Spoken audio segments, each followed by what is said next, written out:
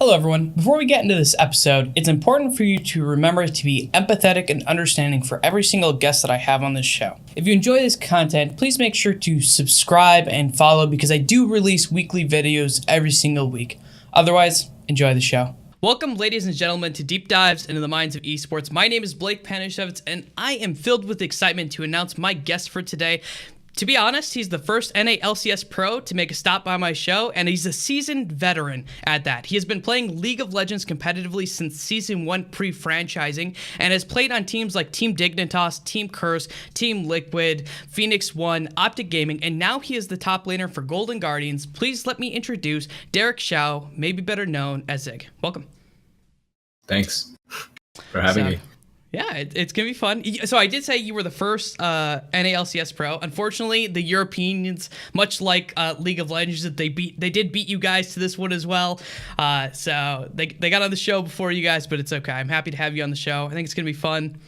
We're going to cover some fun things. And I kind of wanted to start it off maybe a little bit like, because I don't know if you know this, but we actually have someone who is kind of a mutual acquaintance in Mini Bestia, right? Who was with RMU when you were on RMU and you guys played together very briefly. But I actually worked with him for a while when I was doing some work with RMU. And so my very simple question, do you ever think back to those RMU days and feeling like, wow, this was a pivotal moment in my life? Not really, no. The time at RMU was kind of a blur, I'd say. I lived in Chicago when it was the coldest, I guess. Like it was the Windy City, and the school year just happens to be like September to April, and so like September to October, there was like a little bit of niceness in Chicago. Like you could see the parks, the like waterfront and everything, but then the rest was like just miserable winter. And I'm from Toronto, so like I'm kind of used to the winter, but Chicago's winter was pretty bad. And yeah, that was also my first experience leaving Canada, I guess. Mm-hmm.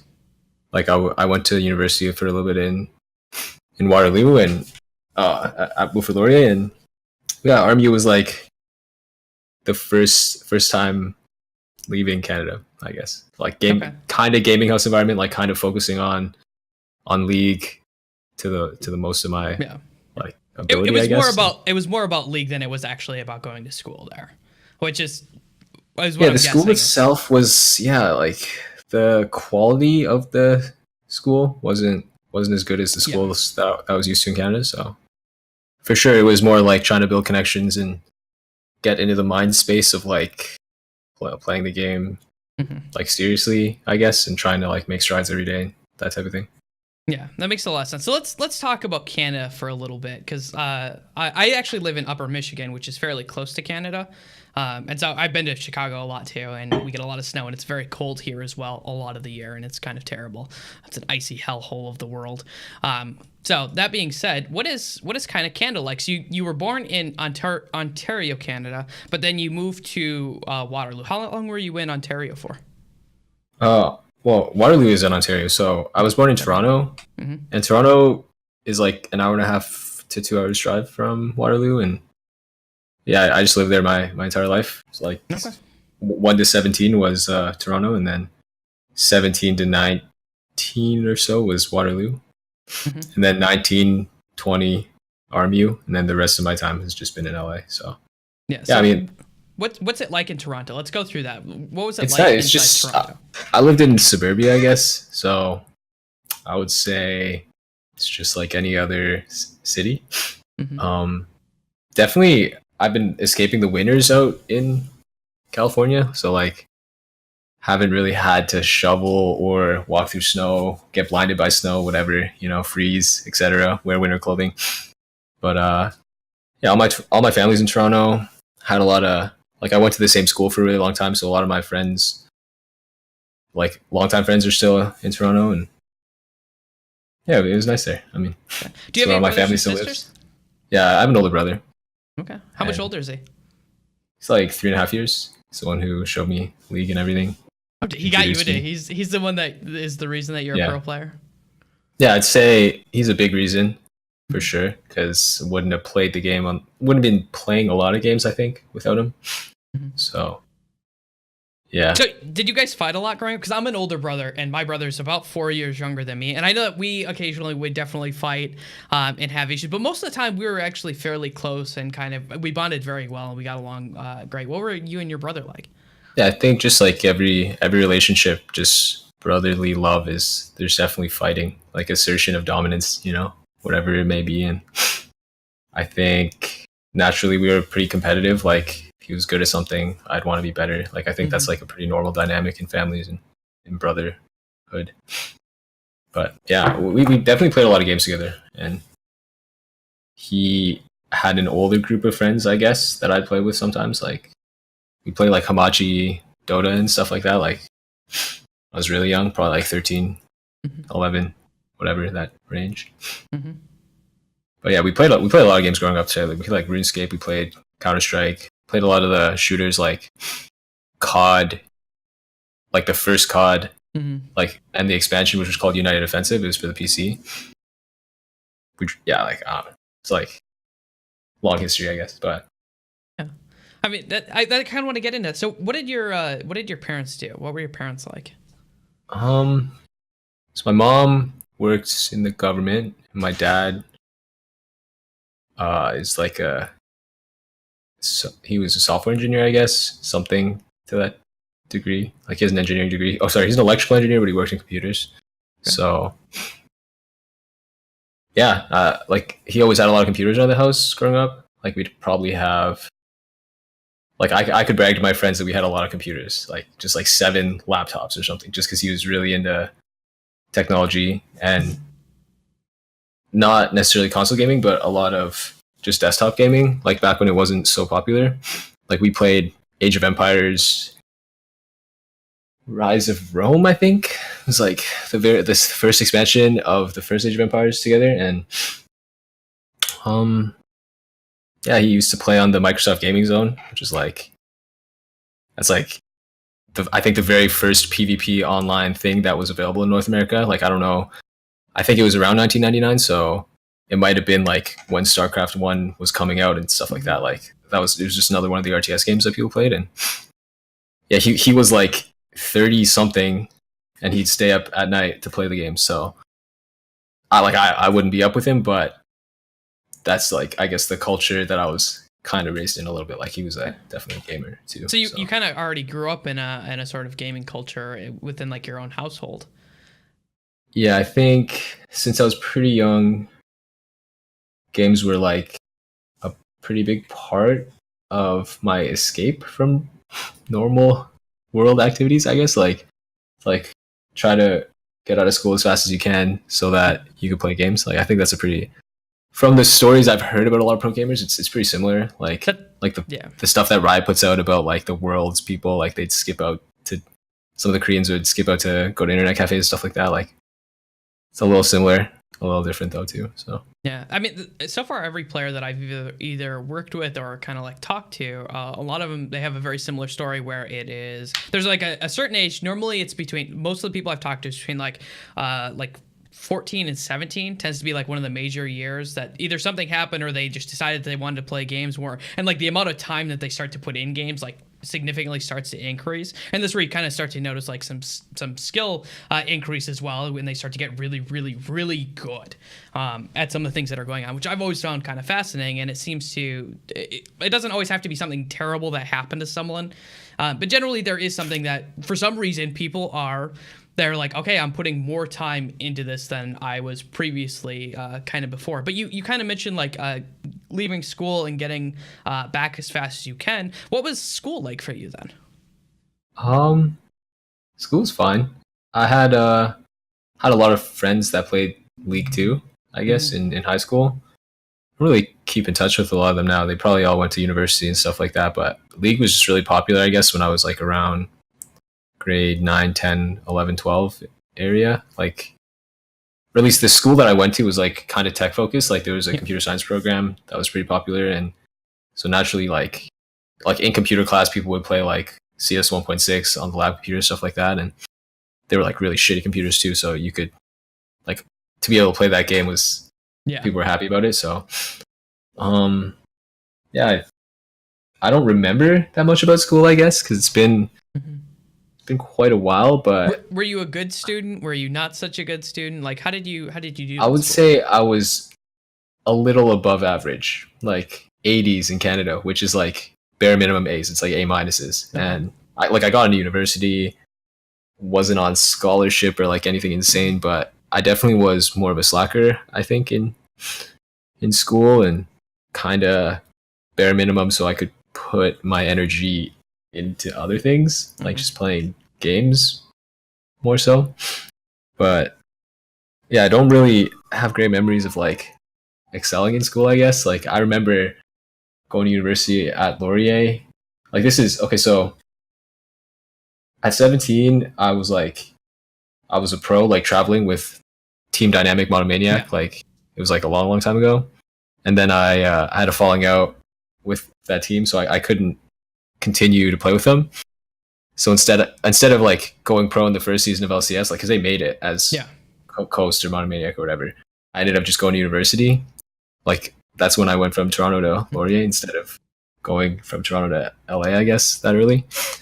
And so I really struggled at Laurier, I'd say, like in the Canadian University. Like I definitely like passed a lot of my first year credits, but I failed a couple too, which was like something I guess that happens to some people, but like it had never happened to me before, Yeah. like in high school, failing stuff. And yeah, so I skipped a lot of class too, just to play League. And so I think I kind of squandered a lot of my time at Laurier, and I didn't meet that many people aside from my roommates and stuff like that. And it's definitely, I think that's when I started really investing in playing a lot of League, and I like that's the way that I saw out of school.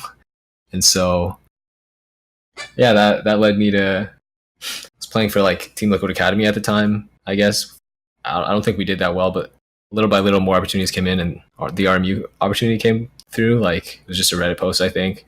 I knew I knew Adrian was going, and Mhm. he's one of my close friends at the time. Like we do it a lot, and then I knew Agent kind of from Ferris. somewhere. Don't Ferris. Yeah. remember, but he seemed like trustworthy enough, so Hmm. went on a limb and then went to RMU, and that I saw that like as my way to put League into my life more compared to like like when I was at Laurier, I was just skipping school to play League like solo Hmm. queue, but or like going to tournaments like local ones. Like I went to LAN ETS and like some local Canadian Montreal, Toronto lands, whatever, anything I could find, and yeah, that was cool, I And it's guess. funny thinking back on it right now. You're like looking back and you're like, wow, that was like such a long time ago. It It's like kind of. 5 years I know ago, probably. it's real Yeah. kind of looking back on some of this stuff. So my question for you then is, it doesn't sound like school was ever like really something you were that passionate about, something you ever wanted to do. What made you decide to go to university, like to go out and to decide to do it? Was there some pressure from your parents there? How did they feel about like this gaming thing? Which, by the way, back then that would have been even like. I would imagine it would have been significantly more taboo than even it is like today. Like some parents still today are finding it very taboo. Yeah. But back then Yeah, it well, wasn't even established. Like League of Legends was not as big as it is now. yeah, like 2012 was when I went to my first LAN. It was Hmm. April 2012, and it was in high school. So like I made money, kind of, or I paid for my own flight, basically. Yeah. Like sponsors were kind of shady back then, Oh yeah. so they were like, "Yeah, we'll pay for your flight, but you have to give us your prize money." And I was like, "Okay, sweet. Like I don't want to pay for my flight, so Mhm. yeah, like I want to go to this tournament. I don't want to pay for my flight." So um, I took that opportunity, and then because I showed like my parents saw what was going on, like it was legitimate, and Mhm. I didn't get killed when I went over. Um, they were okay with me like playing games from that point, pretty much. Like there wasn't much resistance after, I guess. And even yeah, like to this day, they're supportive, so Yeah. it's cool. I mean, now But it kind of makes sense because you were quite literally at the pinnacle of where you could. Excuse me. One of the pinnacles of where you could be at, like being a pro gamer and actually getting a full time salary. It's a franchise league, and yeah, like still playing academy, so it's like yeah. it's it's something. But But it's not yeah, as yeah, it's not as scary as it was like relegation, right? Like relegations was, and we're gonna kind of get into some of that stuff, like the difference between oh, yeah, oof. Oh, I know. Relegations. I know, right? Like brings Yeah. back memories of sort of things. But one of the things I wanted to ask you is, like you mentioned that you had failed some classes. How were your parents? Did they ever find out about that, or did you just kind of like sweep that underneath the rug, or how did that go? Because I imagine that might have been something that was a little bit more. Kind Yeah, of I think my parents are kind of like laissez faire or whatever. Like laissez-faire. they're kind, yeah, what however you pronounce that. They Hmm. kind of are a little hands off, and um, maybe in a bad, like maybe too far in the liberal direction. But I don't think they ever really found out, or like they never made a big deal of it because it was because I dropped out anyway. Like I Yeah. think that's more important. Like that's the Yeah. kicker, if anything. Like that I didn't finish school, and but I'm still doing my thing, so I think it's fine. Like they Mhm. don't, I don't know, you know? Yeah, Yeah.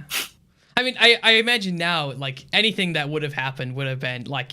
I feel like you're at a point now where I feel like it's pretty hard to argue. Like you're making a salary. I imagine you have health insurance. I hope you have health insurance if you're in the States. maybe. 'Cause- Yeah, some who knows? But you know, yeah.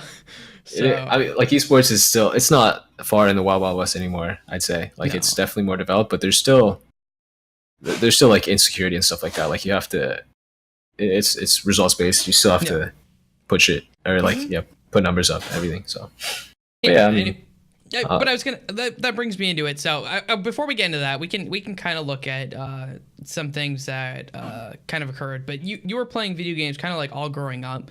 Was there a point where like you were like, I don't really want to go in school anymore or hang out with people? Because most professional gamers I've met, there comes a point where they're normal like friends who play the games. They don't really want to play with anymore because the skill differential tends to be too big. And so there comes a point where they stop slowly playing with like a lot of close friends and stuff like that because they're playing solo queue and they're getting better at the game. Was there a point kind of like that for you where you were like, okay, I'm just gonna start to play more by myself. I'm gonna kind of get better and better at this. yeah, it happened. It happened just before I went pro in 2012. I'd say Mhm. like basically it was season two, season one and a half for season two, and Mhm. I don't know how long. That's like 6 7 years ago, but I remember like playing solo queue at night and then going in the morning to school, and we'd have like accounting class or something, and there was computers, and I would just look at my rank, and like I was like obsessed, like, and I know my friends play too, and I'd be like, check out my rank, like look at this, because it was like back when you could look stuff up on the site, I guess, and Yeah. I remember like climbing to 1875, I think, which Mhm. was like I think it was gold back plat. then. Was it? I thought it was plat. Plat was like 22, 22. Plat was the highest division at some point, I think, and they didn't even have Oh, okay. diamond or something like that. But or maybe 1870. Anyway, like Yeah. that was like it was actually pretty high back then. I think 1875 was like probably top 1,000 or I don't know. Maybe I'm lying, but I felt really good about it, and like yeah, I definitely would play normals with my friends, but there's like no ability to like queue up Yeah. for rank mode with them anymore. Like I was already too good. Too good. Maybe I don't know. You know, Yeah. 6 or 7 So, years. These are all debatable facts, but you know, did you yeah. ever? Was there anything about school that you actually enjoyed to do? Like, did you do any other extracurricular activities? Did you do any sports, anything like Yeah, that? usually, yeah, and I would do. Okay, so the way my high school worked was you could take if you had enough credits, you could Hmm. take like two spares, which is like Yeah. this was like four periods a day. Two spares would mean you only have to take 6 courses. You could get like time slots to just do nothing, basically, right? So I took online classes so I could take the maximum amount of spares, so I could just Hmm. play more League. And I also I joined like as many teams as I could to dodge school. I guess like I was on like the hockey team and the golf team and all sorts of like random, just like so you could go home earlier type stuff. Hmm. And I did some business competitions too. I don't rem- actually yeah I think I was pretty good at some of the business competitions we did. They were like all Okay. accounting based and stuff like that. And it's probably because never mind. Good at math because I'm good at games. Something like that, you know? I don't know. Oh, I want to know where you were gonna go with that one. That's for sure. But I think I can kind of guess. Just So good with numbers. So yeah, yeah. yeah, I did, I cleaned up in school. Like I always did competitions, I guess, like a little bit at least. So let's kind of like delve. Like you've been playing League of Legends now for a very long time. Yeah, like I have some of your teams written down here that are from like 2011. They weren't as serious, it seemed like, from what I was able to find out, like just your average Joes. And but then it We gets into. won video cards on that team. Actually, we played in the TSM Invitationals, and like Mhm. there was like a fatality tournament. It was, you know, that guy fatality, the Quake Yeah, player. yeah. Yeah, he like gave away video. He gave away some of his creative stuff, and Mhm. I have like a really old sound card that came from like winning one of his tournaments back then. But yeah, So it was lit. Like that was yeah. I used to play So against like Reginald and stuff. You know, like yeah, Hotshot back G. when was Yeah, Scar was still playing. Like was he yeah, was yeah, for in? sure. I know He that was he was on Team Dignitas for a long time before he he like was big retired. news. Yeah, yeah. Yeah. I So played because on the Dignitas Academy team when he yeah. was on the main team, or Hmm. like the Challenger team. Yeah, back in like 2013, I think is what I've written down, something like that. Yeah, yeah.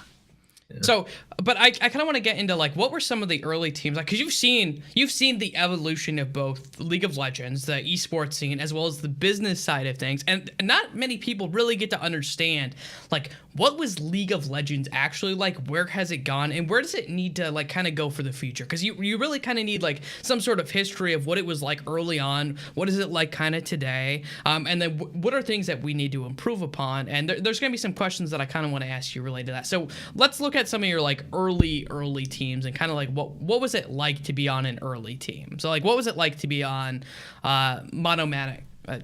Oh my god, I can't even say the name. Monomaniac. Yeah, that was Monomaniac. dude, okay, so our sponsor's name was Andre. I don't know his last name. Mm-hmm. I don't even know if I know what he looks like. I just assume he is like a large, like black guy. Like that's what I remember him as. Yeah. Don't know if that's real. Like, but maybe he never even met us at a LAN. I don't know. But we went to maybe like we played a lot of online tournaments under that tag, and that team was me, Pixel, Zion, Spartan. Actually, oh, dude, I have to fact check some of this. I'm not really sure. Mono, You were let playing me AD Google carry this. back then, though. Yeah, yeah, yeah. So I was on a team with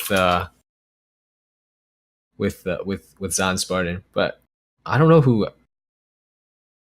Okay, so what it was I was on a team called Just Your Average Joes, and then Monomaniac was a team with Wild Turtle, Nothing Real, Nintendude, Pa- Paradoxical, and Pixel, Mm-hmm. I think. But they Wild Turtle and Nothing Real's like parents wouldn't let them go to this LAN that was in Vegas, like IPL 4. Mm-hmm. So me and Zion replaced them. Like Nothing Real was the AD, Turtle was a top laner, Mm-hmm. and yeah, I just remember like they were like, yeah, we'll pay for your flights. There wasn't much like practicing. Like now, there's like regimented practice schedules, but Yeah. I think yeah, just we got to replace them. We got to go to the LAN. Me and Zion came from Just Your Average Shows. Was there contracts? Or was it like word of mouth? Was it like, hey, I'll pay for your flight. Here's your ticket. I'm going to get all your prize money. Dude, I don't know if I signed stuff. Honestly, I think I must have. Mm-hmm. Yeah, I think you had to sign stuff just from the Riot end. Like I'm pretty sure Riot has always been on top of their game as far as like if you're entering a tournament, you have to sign like eligibility forms. Because I'm pretty sure like every year I've signed a Riot eligibility form, like release of whatever, like prize money, everything.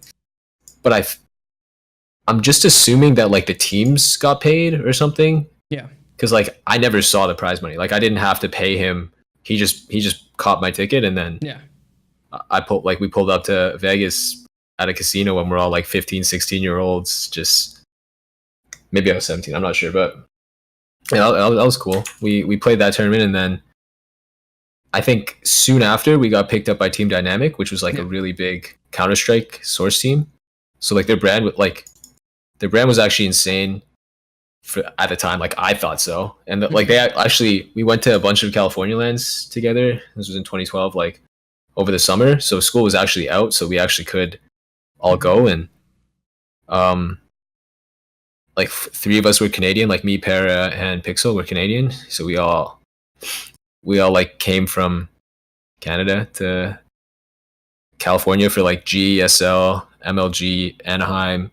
There's like MLG Raleigh too. And yeah, all I remember is like we were just friends. It was chill. Like there wasn't.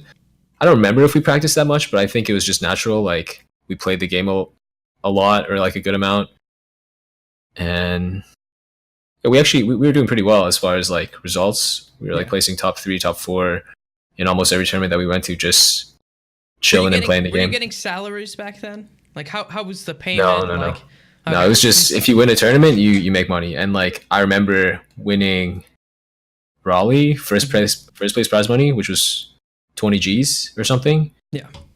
Split by 5, just because Curse and Dignitas played an ARAM in the finals. So we placed third. I remember that because they got disqualified, didn't they? Yeah, we placed third, and we were like, oh, that's chill. We're gonna make like $1,000 each or something, and it was cool. But then they threw their prize money away by ARAMing, and we got first place prize money. So we were all like singing in the car. I remember.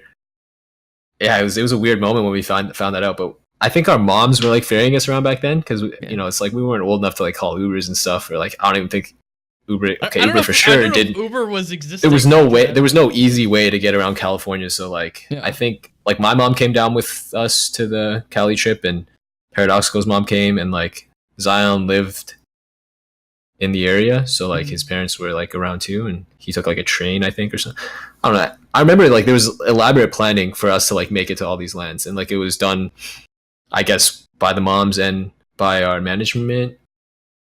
Our team owner was like a guy called Mitul Desai. I assume I'm allowed to say his name because I think he's like a famous esports guy, at least in. Okay, maybe not that famous. I googled him, but like. Okay, I was like, I like to think that I'm fairly good at remembering a lot of like very in the CS scene. Like, he's like his name was Johnny Five, I think. You know, some like whatever. Like CS in the CS scene, only for like hardcore fans, I assume, because like he was Team Dynamics, longtime manager, and I don't know. It was fun. Like we did like a little bit of sponsor tours. I remember visiting the Gunner studio, and we hung out with Nothing. You know, the CS:GO player. Who's like insanely big now, but like he was also insanely big then. Just esports wasn't this big, I guess. Yeah. Like he was really good back then too, and like a prodigy when he was young. Everything. I remember eating a California burrito for my first time. It was pretty sweet. You know what's funny is I lived in LA and I never ate at a California burrito.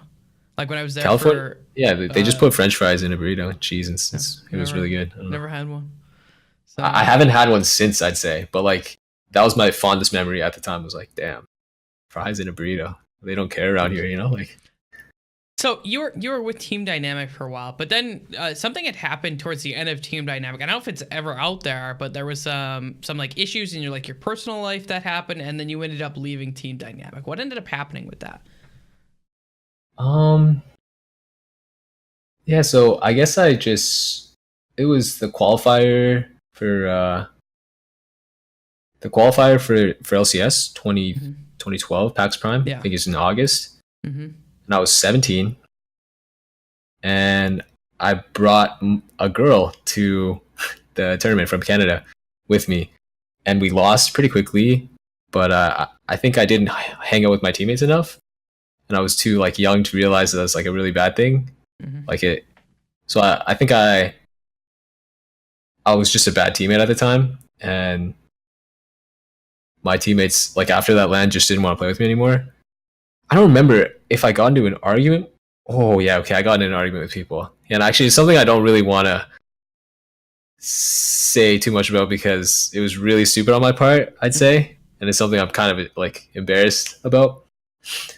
So I'll leave it at that. Like this is my PR way of getting out. Like I definitely screwed up back like with my relations with my team, I guess, and that's what like sent me off. Like I quit the game for a little bit, and then went to school, like still play the game casually, but I wasn't I was definitely like a top 80 carry at the time, like top 5 in NA. Of course the scene was like kind of underdeveloped, I'd say, but like so it's hard to like make that claim. But when like the team when we were playing together won like a lot, and like I think GGU even made top 2 in the first inaugural split of LCS, which was insane. But they were playing with MASH, who I think he's good too, but I don't think he was like insanely better than me at the time or anything. Like he was the difference maker personally. But I screwed up. It was me. So Yeah. Okay. yeah. So you ended up quitting League of Legends after that, right? You're like, okay, I'm taking a break. I'm gonna go to school. Is that when you went to you were at Waterloo then? No, I Where'd went you to go to the school? school down the street. It was called Wilfrid Laurier University. It was like more business focused, Hmm. but it was basically because I didn't get into the program I wanted to get into at Waterloo. So just went Okay. there. Yeah. Okay. But why didn't you get in? Was it because of your grades and stuff like that, or? Yeah, I wanted to go to really like the top program for accounting and financial Yeah. management at Waterloo, but it's like you need like 95 averages or something, or like to be a good student, or like have some like they only let Yeah. like 50 or like 100 people in or something. I don't know. Maybe they let more, but I didn't cut it, so it was. Were you when you found out about that? Was that something you were really disappointed in, or was it something you were able to easily blow off? I think it definitely was sad at the time because I think some of my friends got in and they went, and like my life could have taken a different path had I gotten into that program. Like maybe I just would have finished it out and whatever. But plus my brother went to that school. Like he was going for something else. He was going for like computer science, but that's part of the reason why I chose the school down the street because like then we'd both be in Waterloo. But yeah, I mean, thinking back on it, I don't think it was too bad. Like too much of a bother. I mean, hindsight, right? Like, it always looks Yeah, like you're I've definitely coped with it now. like I stuck my head in a snowblower and I look back and I'm like, that wasn't that big of a deal. Like missing fingers, it's really not that big of a deal. Like, yeah, so yeah. is life. So, but you go to this school, and are you like fully into school, or is it like because you mentioned you were only playing League casually? What Like I was definitely the played tournaments and stuff like that, and I was actively on the ladder. Like I don't know if this is season 4 or season 5, but like Mhm. I think in season 5 I had like 6 challenger accounts or some insane amount back when there were 200 spots, and Mhm. when there were 50 spots I had two. Like I was always just playing solo queue, I guess. And at that time, I think I turned to League a lot like to escape. Mhm. Like I wasn't really enjoying my day to day so much, but if I hit that play again button and I was just queuing up for solo queue, then it was a way to like channel, Yeah. any frustration or shortcomings in normal life, I guess, into So a something. lot of So people go through some really hard times, and I think that's where pro players. I wish that there was more opportunities for pro players to really be out there and let people know that, hey, I went through this stuff. This is what I went through, to actually be able to help them. But there isn't a lot of stuff out there, and that's kind of one of the things with this show. So when you say that you had these moments that weren't doing so well, what kind of moments were those? Like, because I'm sure that there's some other people out there who's going to school right now who's probably playing League of Legends or some other game right now who's thinking, wow, this is kind of crappy, and so I'm doing this. What was going on with you, and how did you get through it? um so right before I left to university, my parents got a divorce, So and sorry. yeah, it wasn't too bad, but like I think I didn't really feel a connection to my family when I went off to school. Mm-hmm. So there was kind of like, I guess it's really easy to like isolate yourself, especially nowadays, or like I don't know, like what going off to university and then like skipping classes and like being in a bad routine. I think it just put me in like a bad mental place. I guess like I don't know if it was like mental health issues or anything or like depression or whatever, but I think just living poorly kind of like I'd like eat a pizza. I was like really broke and I'd eat a pizza and that was my food for the day or something, like it's like $10 I can eat for the entire day and I don't have to cook and then I can play League all day or something. Like it's just like unhealthy habits, and um yeah, my lifestyle just wasn't so good. Like I definitely was indoors a lot, not getting much social contact, not eating well, not exercising. So I'd say yeah, league was just like the shining light, I guess, at the time. Like I wasn't really excelling in school or getting co-op placements or anything, like working. It's just kind of league and like the next league tournament or like the next LAN or like whatever league related was like the next thing for me to look forward to. Like I remember actually at Laurier was when I was on Dignitas P, I think. So I hadn't really quit competitively forever, but like I'd quit for like 2 or 3 months or something. And then I joined a team with Onion Bagel, Sneaky, Kenix, and Evaniscus, Support Daddy. And yeah, we went to LAN. Like we played maybe a couple online LANs. We qualified to go to Brazil because we beat CLG, but no one wanted to go because it was really expensive and no sponsor would pay. And then we played in Dallas in 2013. And that was like, so like my day to day at school was like, okay, going to class, doing this, doing that, and then like, when's the next league thing? Like, when's that coming? So, from my memory, but yeah. So you mentioned your parents divorced. My parents actually divorced when I was right around 6, and then actually, funny enough, they both got remarried and then divorced again when I was older, which by the way is terrible. What the hell? That sucks. I know, right? So like, I like to joke around about it because you have to find like lighthearted moments and things. So I'm like, I come from a triple divorced home, which when if you think about it, you're like, what the hell is that? But you mentioned you were kind of older. Was it something that you kind of knew? Because I knew when I was young, it was very, very hard. And I can't imagine you did any sort of custody things that were going on because you were obviously older. And when I was younger, that was really one of the big things that made it kind of a difficult thing. But what was it like for you? Was it something that came out of the blue? Was it something that you kind of knew was a possibility? What was that like for you? It kind of all happened at once, and it was in my last year of high school, so I focused really hard on like just game stuff, I guess. Like that's kind of one of the things that spurred me further into like just like compulsively playing the game, I guess. And yeah, I sided with one side at first, which was kind of weird. Like I sided with my dad's side, and then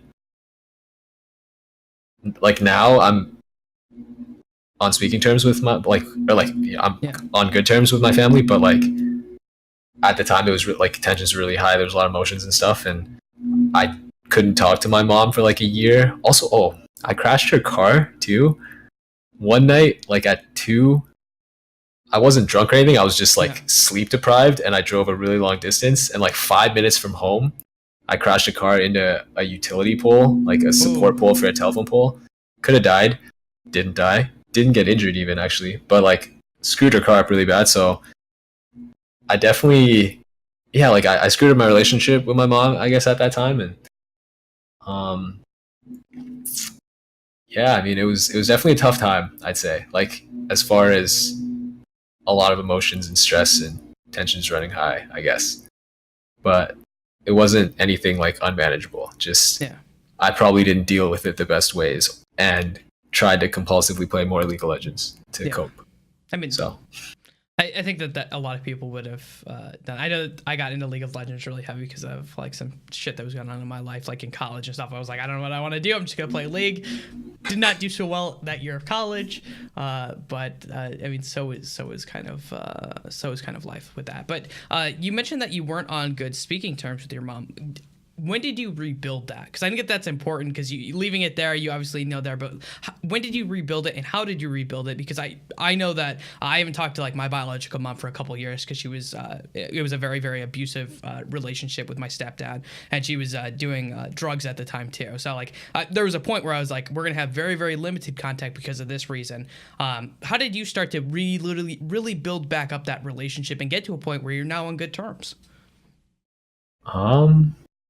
It just happened all at once again. I think it was just like family gatherings, or maybe through my brother a little too. I honestly don't remember that well, but it's like it never happened type thing. Like like the rift never happened. Like maybe it was after being on pro teams for a bit, like kind of being removed from the situation. Yeah, I don't know actually. That's fair. I remember like moving out of Chicago a little bit and going back home for a little bit. I don't really visit home that much. Like I'm kind of just out in LA, and I visit for like weeks at a time or maybe a month max. And yeah, since then I've kind of been doing my own thing. And even though we're like still like there's a relationship, feel like a particular closeness, I guess, to a lot of my family, just because I'm out here all the time, and yeah, we don't talk that often, like probably monthly, but yeah, I don't know. I mean that's kind of how it works when you grow up and you move out. I mean that's not Yeah, totally yeah, I think it's a totally normal thing. totally unheard of. It's I don't talk to my family that often. It's like every once in a while, but it's not like a whole ton. I have my life, they have their life. It's kind of just how it works sometimes. With kind of things there, but I think it was good to be able to share that, at least to get some perspective, like who is Zig, like, and that's the thing is like this is it sounds like what makes us up is the good things and the bad things, right? It's everything that is included there, and if you only have one side of it, you don't really know a person. But this is like some real insight of like who you are as like what helped make you the person you are, because every time I've seen you seem very laid back, you seem very nonchalant, laissez-faire might be a good word for things. You always kind of come across like that, but I don't know if you've always been like that or that's how you deal with things. Is that just how you tend to deal with emotions? I think that's a coping mechanism. Like I have a lot of coping defense whatever mechanisms that probably have just built up over the years, like failed relationships or failed like familial things, or yeah, like even failed teams. Like it's a really big sticking point, I guess, in my career. Like when you fail with a team, or like you fail with your relationship with your teammates, it feels really bad as a competitor, I guess, or as somebody that's still like, you know, trying to do more, or like trying to keep playing, I guess. And yeah, like thinking about what happened at PAX Prime in 2012, like revisiting that memory kind of stung a little, because I think my career could have went like an entirely different path had I not fucked up with my teammates then. And or like had I apologized instantly, like had I been the bigger man at the time, or like, you know, smart enough to realize like the repercussions of my actions, I could have not went to school at all. I could have like I pictured I lived with a lot of regret, I guess, in that time. And like having revisited that once kind of brought some of it back, and I was like, fuck, like, you know, I kind of, but it, you know, it is what it is. That's probably why I'm kind of nonchalant about things, because it's like, yeah, you know, I had bigger opportunities to do different things, or like my life could always just randomly take another turn at any moment. So there's no I try to take like a stoic approach to things, I guess. Nowadays, like that's one of my mantras, I guess. One of your coping mechanisms to kind of handle things. That makes a question. So, like, obviously you played through the non-franchise league. You played when relegations was still a thing, which was from the outside, I always thought franchising would be the thing that would make League of Legends feel significantly more stable. I don't know if that's actually true for players. Like, realistically, I don't know if it actually made it any better for players. I would like to hope that it did, at least in the academy scene. I think that it did, because of the way that the academy system works now, there is definitely some more stability there, but I don't know if it does for players just in general, because it's all still, listen, you're on a year contract. Depending on how well you do, you get to stay or you don't, and that doesn't really change. Like if you were in a relegation system, and this is something that I think I talked with Amazing about when I had him on my show. He was like, honestly, it doesn't really matter to me, because what he said was something along the lines of, either way, I was going to get a contract. Whether or not it was franchising or not franchising, I would have had a contract. So it doesn't really mean anything either way. So yeah, I mean, what do you think about it? The off season of franchising for me was like, it was coming off P1. We had a losing split, but I was in a position of power still. Like I had fielded a couple of offers, I think, like at least for Academy and LCS. So at that time I didn't feel too much of a difference. And yeah, I don't think there's a big difference in franchising. Like I thought Riot's goal with franchising was to cut out maybe like bad team owners or like the shady practices, and like bring in the best brands. And what ended up happening was, I felt that, okay, actually, maybe this isn't good to say. Let me think. This is, think about it for a minute, but being real and being honest, I think is something good to say. Just make sure. Okay, I think that the lowest teams would still have recycled players and recycled staffs. Yeah. From like, but pre-franchising, right? So like, there realistically shouldn't have been that much of a difference in like the quality of the league or anything post-franchising. stability of players, I guess now that they have like the player association, and I don't know. I think Is there generally when you stability? sign a contract, yeah, like generally when you sign a contract, it's up to you to like outperform the contract, or Yeah. like, you know, like you have to do really well. Otherwise, the team's always like the team is always has the best interest of like spending the least money possible, getting the best prospects possible. That's, you know, whatever. Like, so if you don't put up numbers, you just can't keep playing. That's just how it goes. And like, I don't think franchising changed that Mm-mm. much. I'd say. Um, I don't really miss relegations, but that's probably because like if I was on an LCS team at my like at the strength that I'm at even now, probably we'd just be playing in relegations, I guess. And like, yeah, like right now, like the current strength of my team, we're 7th place academy team, like or 8th place academy team, and yeah, I don't know. Like relegations were definitely like a big point of stress, but even then, it seems so so long ago that we played them, and yeah, just well, you had a Nori on your show, but he was an NALCS player, right? Or no, not the player. Sorry, the coach, the Golden Guardians coach, Inero. Oh, Inero. Yeah, not Inori. Inero. Oh my god, I did that. I did that 2 and 2, and that probably makes a lot more sense. Okay. Yeah. Inori's a homie. Yeah. But he's Inero. yeah. Inero's I just not a remember, homie. and Inero's cool too. He's got a really deep voice. You know. He Yeah, does. but the things I remember about pre-franchising, I guess, were just the two teams I was on that were like big business teams, where there's like a gaming house and everything. Were Team Liquid Academy and Phoenix One. Yeah. And both of the teams were run like just as well as the post-franchising teams I've been on, I'd say. Like, and I would argue, even though this is probably an unpopular opinion, like at that time, Team Liquid was broke, I'd say, and we didn't make much money. Like this was pre-investment, Steve, and I think he ran things really well still, like with what he had. Like he was a great owner, but like we were making peanuts, like literal peanuts when we were playing on that academy team. And I was like a 21-year-old, like moved out to play pro games instead of doing university, and I was making like, actually, I guess I can say salary numbers now, right? Is that? I mean, it's just an embarrassing thing. But I don't think you have an NDA that lasts 5 years. So yeah, I made $350 like a month on Team Liquid Academy. Like that was our salary, and I think it was actually amazing to have a salary at the time. Like we eventually negotiated with housing and food. I think that is an important thing to add on there. Yeah. It's $350 a month. That was like, yeah, like, but you don't have to worry about stuff generally. So, but I think I was like, no one cared about the money then. Like it was just like, even now there's some people that don't care about the money, but there's definitely some people that do. So, yeah, like it's just the money's become big now. You know, it's just we were doing the same thing then, and I remember making $350 a month, and then seeing some of my friends' LCS contracts, like Adrian's LCS contract at the time, was substantially bigger than $350 a month, and it made me feel pretty sad at the time. But you know, yeah, just we played Team Liquid Academy, Phoenix One. Both of those were pre-franchise teams, and yeah, Phoenix One didn't make franchising, sadly, but no.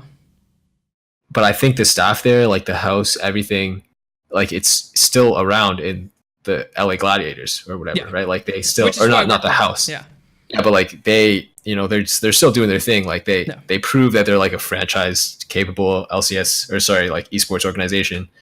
But Riot didn't want them, and I thought like Optic and Golden Guardians, like the first, like Golden Guardians just bought the Immortals house, like I mean, I don't mean them any ill will or anything, but like it was like they kicked out a good org, but like, you know, brought in just the same org type thing. It felt like almost. And Optic, like the first year there was like a couple problems in the way, like in the speed of how things were getting done when we were first rolling out.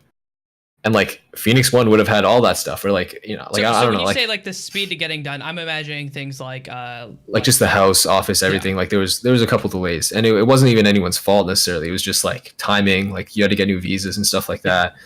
And so like I don't know if I'm not going to speak to like the preparedness of the team because I don't think it was necessarily that, but it's just like to bring in like post franchising. I guess maybe it was like the timeline that Riot gave them or something. I don't know what it was, but whatever happened, like it wasn't like all sunshine and rainbows instantly post franchising. Like everything didn't just get fixed, I think. But like speaking of that now, like the trajectory, it seems like things are getting more professional and like teams are getting offices. Like almost every team has a gaming house office setup, or at least, you know, they have some separation a little bit, maybe. I think most teams. I'm not sure. I can name a couple of teams that have gaming houses, but like most have offices now, I'd say. Yeah. And it's definitely gotten a lot more professional, but I don't think the quality of NALCS has necessarily improved either that much. Like this year, I thought it was really bad. No offense to NALCS teams, but I think the gameplay itself, like maybe it's best of ones, maybe it's quality of NA solo queue. There's a lot of things. Maybe it's the fact that this is like an import heavy region. I don't know, but like I'm just an 8th ranked academy player, so. Yeah. So you mentioned the academy. What is the point of academy? Is it to like build up teams? Do you feel like you're being built up to make it into I think that's the ultimate goal is to build up like players. Do you think it's to be LCS ready?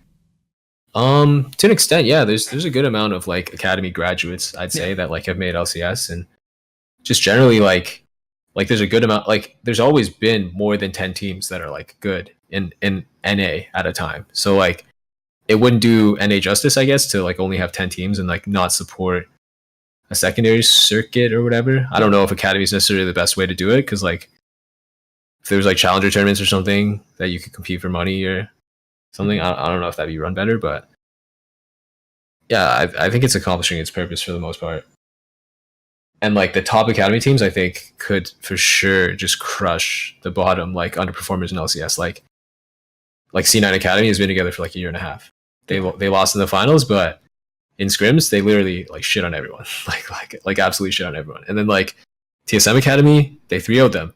That's 2 teams just straight from academy. That like Fox Academy, I think was really strong too, and they have like Lorlo, Yasui, Panda, who played in LCS for a long time, or like for a couple of games to split. Lost, who played in LCS, and Phil. And like, yeah, I mean, it's just like it's definitely developing domestic talent in NA. Because yeah, like Viper's a standout too that graduated from academy. And all the years before, it's just like most of the new players are like the recent rookies in LCS. Like they had to play in Challenger for a while. Like the entire C9 Challenger Academy team. I think it's like Demonte, Licorice, definitely. Okay, they'll forgive you. Whatever. There's 5 of them. Zazal. One more. In jungle. Grigne, I think. Did I say jungler? You did not, but that would have cut the last one. Probably something like that. But I mean, yeah, like you have to play the game in a team environment for a while, I think, to be able to play the game in a team environment at a high level, or have like really good nurturing, mentoring, whatever. Like there's a lot of steps to it, but I do think academy is doing a decent job. That was a really long-winded answer, but you're good. I'm okay with long-winded answers. So you mentioned that, and then you mentioned also like nurturing and stuff like that. So you've been through a lot of teams. Okay, not necessarily a bad thing, but that means you've gotten to see lots of different coaching styles and coaches in action. What makes a good coach? And if you had to pick the best coach you've ever worked with, who would you pick? I'd say my favorite coach was Fly from Phoenix One, and probably because he was the best coach. Yeah. And what makes a good coach is probably just someone that works on like the fundamentals of the game, I guess, like correcting mistakes. Fundamental, like just at a base level, like you got to work your way up with a team. I think it's like every new team has different problems, different like shortcomings, weaknesses, whatever, different strengths, and I think it's the coach's job to like figure all that stuff out and try to like work through it and teach play, like catch players up where they're behind, whatever, you know, fix mistakes, everything like that. And yeah, I mean, there's a lot of new staff, I'd say, like nowadays, and my favorite coach just happened to be like a Korean coach that was like really experienced, had been to Worlds and stuff, and I thought he like taught me the most about the game that I've learned, I guess, thus far. And lately, it's been like more new coaches. Like on Optic, I had Zabutin, Yeah. who I thought wasn't so bad, but we didn't fit each other at the time, and I really struggled to improve in his system, I guess, or like when I played there. And most recently, I had Zoo as a coach on like the first split in Yeah. Golden Glorious Academy, and I thought he was okay too, but we didn't work out. We didn't win much that split either. I think we went like 4-14 in Academy, which is pretty sad. Hopefully, people forgot about that. So when you say a coach doesn't work out, what is it about them that doesn't work out with you? They're just not really like fixing the team's fundamentals fast enough, I think, or like catching people up to speed, or it could just be a simple like personality fit or something. Like it's really just like a team game, Mm-hmm. hardcore now, I guess. And yeah, you just have to fix fundamentals. Like people have to get along, and you're sorting out problems like one by one. Yeah. And yeah, like I think sometimes you need like a lot of approaches. You have to try and be really persistent to sort out problems. And if it just doesn't happen fast enough through the time constraints of a season, then it just doesn't work out. Like I think teams have lost patience, I guess, for sure. Or if you just lose too much, like I don't know. I've only been losing, like I haven't made playoffs in Academy, and I've been in Academy for a year, so that doesn't feel great. But yeah, just I don't know. I like my team right now, but who knows? Like there might be changes too, so who knows? Yeah. It's just Yeah, that could happen at any time, and that's kind of the game that you decide to play, right? Like that's what you got yourself into. So one of the things I wanted to kind of ask you about is there's always been talks that players have like too much power in the dynamic between like players and coaches and like deciding what happens with the roster. Do you still think that is true now for some teams where players basically control the way that the roster works, or is that pretty much shifted now? I think it's the same in every sport or team sport. Like even in basketball, I'm pretty sure I've heard a lot of examples where like the star players just dominate like the conversation of what's good, who's good, whatever, or like who they want to play with and stuff like that. And I've heard like some of the star players, like the most dominant players of all time, are like the main coaches of teams too. Like they're ordering people around, telling them how they want to play, stuff like that. And yeah, I think like in league, it's the same thing. Like if you have a lot of star power, you can definitely determine who you want on your roster. Or like if you're a standout player and like people, you're like a leader in the game and everything, then people will trust you more. But I don't think there's that many coaches that just are great, like at the authoritarian style or like at knowing what's right and like at how to fix mistakes and stuff. Like I think the best coaches in NA right now, or like my opinion of the top coaches in era, they're all the Korean coaches pretty much. Like I think Reaper's probably top there, and Kane. Mm-hmm. Can't name them all because I don't really think about coaches that much. But you know, like I think you have to be able to correct mistakes. Like you have to have some authority and be able to play the game at a high level, at least a little bit. So like the players trust that you're not like full of shit, unless you take a different approach. Like personally, I like being coached by ex-pro players just because they know what's up, you know, like they play the game at a high level for a long time, or a game at a high level is good enough for me too. And Fly was an ex StarCraft pro. Mm-hmm. Reaper was an ex League pro. I think Kane played League pro too. Like I think it takes a certain mindset to be a pro, I think, and it applies well to being a coach, I think too, at least a little bit. But like if you're a faker, I don't think you'd be a good coach, if that makes sense. Like maybe that's a little paradoxical in nature, but like if you're just like insanely talented at the game and you don't know why you're that good, or you're not like good at breaking it down to other people, then you probably would be a good coach. Okay. Yeah, that makes sense. That makes sense to me. So one of the things you talked about was the Players Association a little bit, which so far I feel like there hasn't been a ton of positive things said about the Players Association, and it's not like you got the Phoenix situation that had happened, and I can't remember who else. It was Phoenix and someone else, and I apologize if they ever watch this video, but I don't think they will, so I'm not too worried. Where like they got cut like a day before the signing. Yeah, it was Altec and Adrian, I think too. Yeah. Oh, there we go. Yeah. So like that whole situation, and then people like really kind of went after the players, and then the whole entire way the Players Association was kind of set up from the outside looked very, very sketchy. Like realistically, it isn't set up the way that most players associations are, which normally, if you look at like the CSGO, it was a major event happened, all the players got together and they formed one.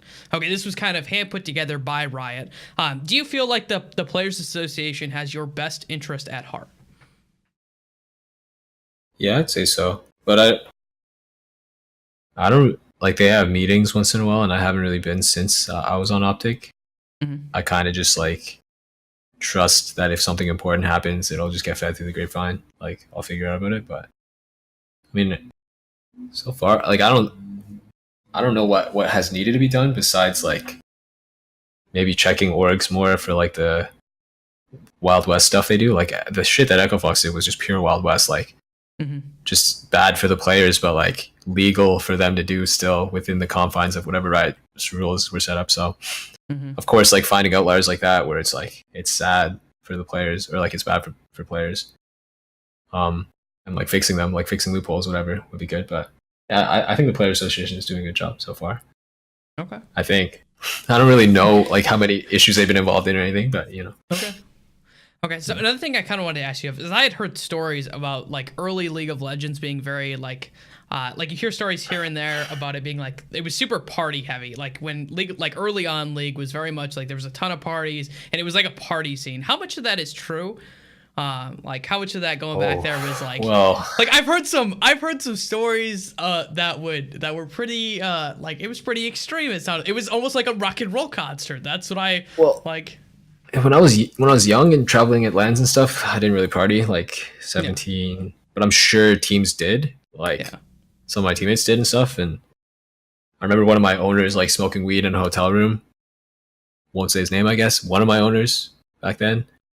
But yeah, I mean that's not exactly a party. That's just him doing something that's not good for the hotel, I guess, type thing. But yeah, on Phoenix One, we definitely had a lot of parties. There was like, the house was just a party house. It felt like we were out in Granada Hills. I don't know if you know where that is in LA, but it's like I don't know the place that well, but I'm imagining it's just like 20 minutes north of where I live right now, like on the 405 and of Santa Monica, where like the studios are. It's like 25 minutes north, give or take. And yeah, it was like we had a house with like an Olympic-sized pool that no one used, but it was like sweet for parties because you could like, it's just big ass pool there. It's like a decoration. And yeah, I think we lived like at max like 11 people to like a 4 or 5 bedroom house. Like people were living in the garage and stuff, and it was insane. But because there were so many people living there, there was like people knew enough people to have parties, and that was like my first, I guess, experience at a house that threw parties. And yeah, I don't know, it was cool. Like we had history teacher Chad Schmeltz, who's like a really sociable person, I guess. And we had P1 parties. Like I think when we escaped relegations, we had a party. Like when we beat TSM for the first time, we had a party. Like there was always a reason to have a party. And this is, I guess it was also just because we were like a dark horse team, or like, you know, the owners were, like they were down for us to have parties. Like when we were renting that house out there, it was cool. So back then, and now compared to now, is that like, does that not happen anymore? Is that still something that is occasionally it happens? Because I think esports parties are more developed now. Like they have like, it's like a Twitch party or something. And like I think like I've been to like an offline TV party, which is like a streamer house party, and they have like they have a house. And I don't think I'm cool enough to get invited to some of the esports parties lately, to be honest. But I wouldn't go to many anyway. And yeah, I think there's occasionally get-togethers. Like people have their own friend groups. Yeah, I know people go to karaoke, and like of my team, there's like of the Gold Guardians, Henrik Froggen has like a nice apartment. People go to hang out sometimes, but I don't think it's on the same scale as the P1 parties, because like we had a nice house. There's like I don't know, like 100 people could fit and party reasonably. I think that sounds like nuts. It would have been, and that reminds me of the frat parties I had when I was back in like college. It really felt like a frat party, I'd say. It felt like a frat house though. We're just living like 12 to a house, like very low privacy, like 3 to a room sometimes, 2 or 3 to a room. But it was chill. Like everyone was homies. So, and that's something that's kind of changed over the years now, right? Like I imagine like now, if you look at most of League of Legends, they're probably single rooms, maybe double rooms. There's a couple of teams. Like I think you're lucky if in Academy you have your own room. I'd say right now, But like all LCS teams, like no one shares room. Just Yeah. not a thing anymore. Mhm. But it was a thing, which is amazing how spoiled people are now. Like even how Oh, I know, spoiled I right? am. Like I have a place, like we have a place away from the gaming spot, and I live with like my teammates, but we all have our own rooms, and it's just like there's a really big separation, I'd say, nowadays. But yeah, I don't know. I It's mean, just how it's it transpired. yeah, I mean, it's kind of nice. It's something that I would always thought would be eventually built towards when I was looking at like esports early on. I was like, oh, these are problems that need to be fixed over the next couple of years because like gaming houses aren't exactly ideal for privacy, and really, at the very least, you should have your own room if you're going to do it to some degree. But it's interesting, kind of looking at how it's changed over like the years, kind of like moving forward. So one of the questions I wanted to ask you is, you're obviously playing in academy. Do you feel like you might deserve a spot on the big stage? Do At you my think that you're current better level, than do you think you're better than some people? Do you think there's some people that you could very easily replace and do better than them? I think in LCS right now, yes. But at the same time, because my results were so bad, I think there's like I'm still rough around the edges, Mhm. I'd say. Because realistically, if I was like a top level talent, I could carry any academy team, just a top one, like just from sheer leadership skills or the click of my mouse, anything, the pattering of my keyboard. But yeah, I think it really actually takes a lot of time and dedication to like get good with a group of players. Like the best team that I felt like I was ever on was actually Team Liquid Academy when we played together for like a year and a half under low pressure. Like we failed the first qualifier, or sorry, like 6 months under no pressure. We failed the first qualifier for the Challenger Series back then, and then they just kept us around because they wanted an academy team just to practice. And we were scrimming for like 6 months, low pressure, just chilling, playing the game almost full time, but like all barely making any money and just living in like one apartment, five of us type thing. I think it was 3 to a room and 2 to a room, but yeah, like at that time, I think was when I improved the most, and like we played the best together. It was a team with like Dardock, me, Fabi, Young Bin, and Matt. Yeah. And yeah, like I think nowadays, especially because it's like a team centric game and communication, like vibes in game are important, like how people support each other and stuff. It's like playing together as a team for a long time, I think has more benefits than just importing a star player and hoping they carry you. Like you really have to build synergy, I think, and like work. Of course, you could do it in a fast period of time. Like no doubt, you can bond quickly, but like there has to be bonding done, I think. Yeah. And sometimes it takes longer than not. So Yeah. I mean, I think that and my current teammates I'm bonding with a lot, I'd say. Like I played with the same AD or same bot lane for about a year now. Mhm. And even though we haven't really put up results or anything, we have shown better like versions of ourselves in scrims and stuff. And like I think like we actually 2-0'd the winners of Academy this year in the regular season, but we're 8th place. Take with that what you will. But like I think it's just like we threw a lot of games, whatever. We're still improving. I think next year if we played again in Academy, we could easily just win the whole thing. So but it might not happen just because yeah, I mean, you didn't put up results, and that's kind of like if the org doesn't want us, they don't need us. Like they can get anyone they want, literally anyone. They'll be like, "Hey, we'll pay you to play video games." Some 17-year-old from the ladder, he'll be like, "Yeah, I like playing video games. Yeah, I will accept that offer." And then, yeah, so I mean that makes a lot of sense. I mean, does it feel like orgs still have for the majority of players, do you think that orgs really hold the power dynamic as far as like contract negotiations are concerned? Like, do you have a lot of negotiation room to be able to go into? I think it's the same thing. If you're a star player, yeah, you're putting up results, they want you, then the org doesn't have as much power as a player. But if you're not, or if you sign like a 3-year contract, then the org will have power over you just because you signed a 3-year contract. Like, yeah, they can keep you for 3 years if they want to, but if you want to renegotiate for this 1 year, then you have to sign another 3-year contract. Like teams are doing that. I think. Which puts the power even outside of star players' hands, I'd say, in those cases. So I actually, believe it or not, I actually only really have one other question for you that was kind of like what I was going to go through, unless there's something else that you would like to talk about. that you think is important to kind of describe you as a person or you as what you're kind of looking for? No, go ahead. I mean, Okay. I don't. Okay. I'm just checking. I don't want to add much. I feel like I've been No. talking too much. You know, No. like I've just been rambling.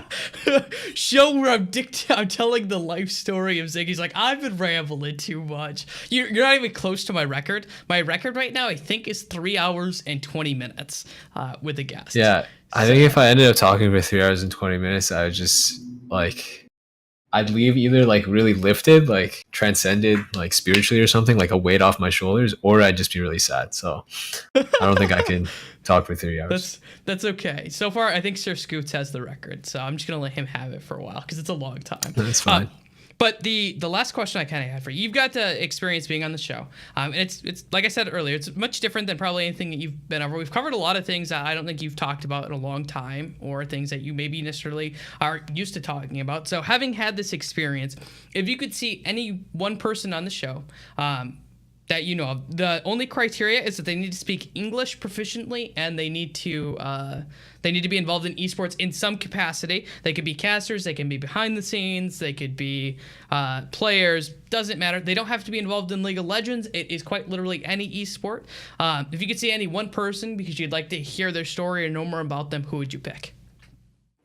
You got to get Inori. Inori. If you have an arrow and you call them Inori, you need Inori. Okay. Inori's my boy. Yeah, because he went through some high highs and low lows of esports too, I'd say. And like when we beat TSM, he was literally like God on earth. He like backdoored the Nexus as his best champion to reverse sweep in a best of 3 series, the perfect season TSM. Like I think he went from like that high to like getting benched for Meteos on P1 after, and then like not really playing professionally after. Like he played on Team Liquid for a short stint. Yeah. But I haven't really talked to him for a while, but we were close when we were on the team together, and yeah, I think he's still like streaming, doing his own thing, but he played in Turkey League for a while, I think. Sure, he has, something to say. Okay. I guess. I will see about reaching out. So that's all the questions I have for you. Do you have any shout outs? I normally don't do them, but if you want them, I'll let you have them. No. Okay, not really. Good. Well, ladies and gentlemen, thank you so much for being on the show, Zig. I appreciate it. It's been a lot of fun. Until next time, everyone, this has been Deep Dives into the Minds of Esports, and I hope everyone has a wonderful day.